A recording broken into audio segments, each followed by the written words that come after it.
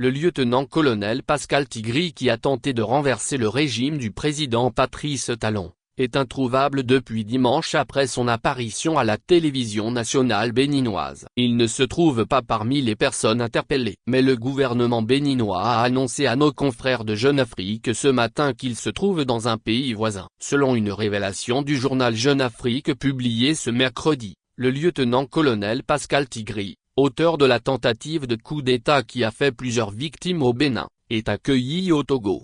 Depuis dimanche 7 décembre qu'il est apparu sur les écrans de la télévision nationale du Bénin pour annoncer la destitution du président Patrice Talon et la dissolution de la Constitution, Pascal Tigri a disparu des radars.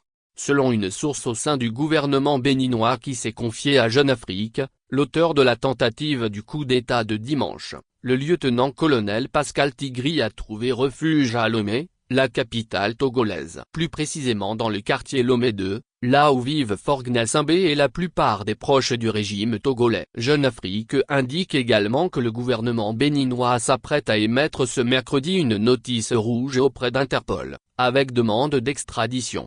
Une source proche de Faure Gnassingbé, le dirigeant togolais, contacté par Jeune Afrique a indiqué qu'elle n'est pas informée de la situation.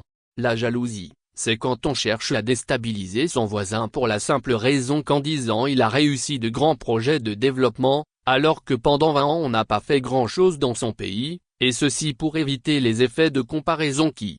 C'est curieux qu'un régime qui se vante d'avoir un statut de médiateur en Afrique et qui organise une conférence sur le panafricanisme, puisse cautionner un coup d'État dans un pays voisin avec en toile de fond une affaire de femmes.